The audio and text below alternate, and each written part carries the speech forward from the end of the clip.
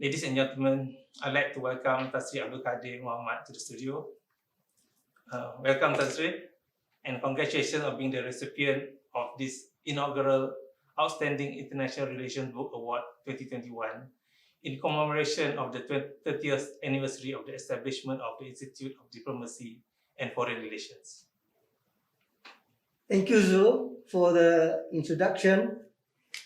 For those who do not know Ambassador Dato Zulkifli Adnan personally, I think IDFR has chosen him to conduct this interview today because his last post in the Malaysian Foreign Service was as High Commissioner of Malaysia to Singapore. As such, although he will be the one asking me all the questions today about my book, I suspect he already knows all the answers. Thank you, Dato. You're most kind with your remarks. So I had read a copy of a book the day it was published, and certainly I found it useful when I was appointed as the High Commissioner to Singapore. Country, not many of our diplomats and civil servants involved in their respective areas of specialization have written substantive books such as what you have written. Probably they are restrained by our Official Secret Act or the confidentiality of most government documents. How did you go around this, Dato? No, I did not get away with revealing state secrets. In the preface to my book, I have stated that many official correspondence and events cited in the book might indeed look like they came straight from some confidential files or other secret archives of the Malaysian government, but they were not so. Many details about contentious issues between Malaysia and Singapore were in the public domain, inside newspapers and other media. Following deliberate disclosures by the Singapore side as part and parcel of their negotiating tactics. Yes, I was able to fill in some blanks, as it were, with additional privileged information, but I carefully chose what to disclose without violating the fine prints of the Malaysian Official Secrets Act and without betraying the integrity of Malaysian political leaders or other negotiators on the Malaysian side. That's right. Upon completion of your assignment as the ambassador to Pakistan, you served a good many years in Wisma Putra. As the Director General of Policy Planning, I remember that time, then as the Deputy Secretary General of the Bilateral Department, and then as the Secretary General of the Ministry of Foreign Affairs. And you were, of course, the advisor to the Prime Minister. Tan Sri, you were at the forefront and involved in many important issues at the multilateral, regional, and bilateral levels. You have a lot of choices, but what made you decide to write about Singapore? I chose to write about issues between Malaysia and Singapore because I believe for the foreseeable future, the relations between these two immediate neighbors will remain one of the most important, if not the most important, set of bilateral relations that Malaysian political leaders and Malaysian diplomats will have to deal with. Some of the remaining bilateral issues between these two countries have a long history. By writing about what happened during past negotiations, I hope my book can help Malaysians negotiators learn from the past so that Malaysia's national interest is taken care of in any future negotiation with Singapore, particularly concerning certain outstanding issues. First, a rather urgent issue is to settle Malaysia's sovereignty over South Ledge. Second, 30 years from today, I'm convinced Singapore will call for negotiations of a new water agreement before the two existing agreements expire in the year 2061.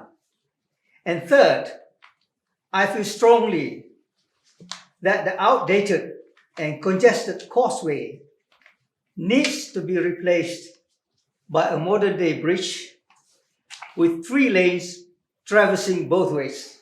Tan Sri, my next question. What is the reason why Singapore is not agreeable to have a joint commission meeting mechanism with us? After all, the purpose of a joint commission is to resolve all bilateral issues in a comprehensive manner. And we do have lots of issues unresolved. A joint commission is a methodology of solving problems through a continuous or repetitive set or series of negotiations until both sides arrive at agreed solutions. Now, in my experience, Singapore negotiators never favored the give and take way of finding solutions. They always say that any difference of opinion should be settled according to the law. They were always very confident about the merits of their case or their positions. In the realm of international disputes, solutions can be found by way of negotiation, mediation, arbitration, adjudication, or judicial settlement. I found that Singapore negotiators never favored the first method of finding solutions by way of negotiation. They always preferred one of the other third-party processes of settling disputes. What does it take, Tan Sri, to write such a substantive book? I'm really fascinated in terms of time and commitments on your side. In the year 2013, I started browsing. Remember, browsing, not reading. I browsed through not less than 100 books by other authors who touched upon the subject matters that I wanted to cover in my book. I also had personal notes, published articles, which I had been safekeeping for 20 years from 1990 until I started my book project in 2013. 4 friends of mine gave commentary on my first draft. One friend checked the final text. To summarize, I spent the year 2013 writing and rewriting 3 drafts. I spent 2014 writing and polishing 2 more drafts. Editors working inside the publishing company made the final page by page, in fact line by line check. My book was finally published on 1st January 2015. And I would like to tell you that I personally used my laptop computer to type and retype every word in the book. I had no assist in this aspect of my book project. I'm certainly impressed, Azri. Spending 2 years focusing on writing a book is certainly no easy feat. You have done it, and hopefully others will be encouraged to follow suit. For the first time, Malaysia had brought issues to the international courts for dispute settlement with our neighbours. Federal Branca, Pulau Batu Putih, Middle Rocks and South Ledge with Singapore in the International Court of Justice in The Hague, Pulau Ligitan and Pulau Sipadan at the ICJ with Indonesia, and over land reclamation issues with Singapore at the International Tribunal for the Law of the Sea, ITLOS, in Hamburg, Germany. We have not had any experience yet in dealing with the international courts. I take it that it was you who initiated this idea. Can you tell us how the decision-making process was like in settling the idea to our other agencies and then finally seeking the support of our political masters? Relating to this question, I must give credit to the Attorney General's chambers, who were the first to advise Wisma Putra to consult international legal experts regarding the merits of Malaysia's case concerning Pedra Branca or Pulau Batu Putih against Singapore. As early as 1993, we engaged two outstanding international legal experts, Professor Ilahu Lautapak and Professor James Crawford from the University of Cambridge, to assist the Malaysian team in the bilateral talks with Singapore. When the bilateral talks with Singapore failed to arrive at any bilateral solution, Malaysia and Singapore signed a bilateral agreement to take our dispute for adjudication by the International Court of Justice, or ICJ, in The Hague. Professor Lauterpacht and Professor Crawford continued as Malaysia's lead counsels when the Malaysian team began preparing the written submissions, followed by physical appearances before the ICJ in 2007.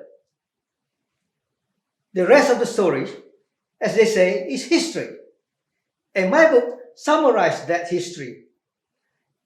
Earlier in 1996, we did the same concerning Pulau Ligitan and Sipadan against Indonesia.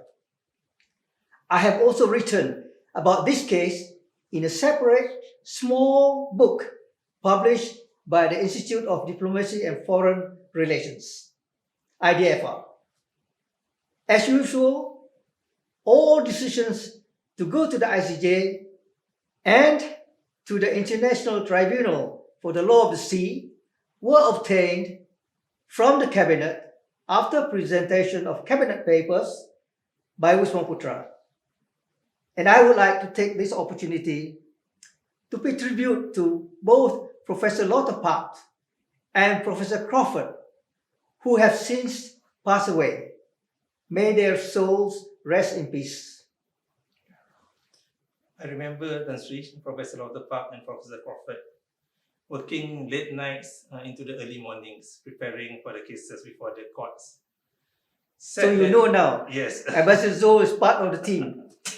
Sad that they passed away, in particular Professor Crawford, who passed away just recently this year, and having served only 6 years of his 9 years as a judge in the International Court of Justice. I think they will surely be missed. The next question, Tan Sri. The International Court of Justice came out with their judgment on the case concerning Pedra Branca, Pulau Batu Putih, Middle Rocks and South Ledge in 2008. The court finds that Singapore has sovereignty over Pedra Branca, Pulau Batu Putih, that Malaysia has sovereignty over Middle Rocks, and that sovereignty over South Ledge belongs to the state in the territorial waters of which it is located. It has already been 13 years since the ICJ judgment, but up till now, there has not been much progress as regards the boundary delimitations around these features, let alone coming to a decision on the final status of South Ledge. Singapore seems to be dragging their feet. On hindsight, Tan Sri, shouldn't we have let the court to also delimit the boundaries rather than to just pronounce who owns which features? At that time, there were already many cases before the ICJ where countries in disputes over maritime boundaries let the court proceed with the delimitation. Perhaps Tan Sri could share with us the arguments at that time. Now, the geography of the area surrounding Pedra Branca, Middle Rocks, and South Ledge is such that the delimitation of maritime boundaries there is best settled through bilateral processes between Malaysia and Singapore. It is an environment of strategic importance to Malaysia, especially because the horizontal maritime boundaries at sea level will also determine the vertical airspace boundaries between Malaysia and Singapore in the same area. And we do have a lot of problems pertaining to the usage of airspace in that area, above the city of Johor Bahru and above the Johor state as a whole.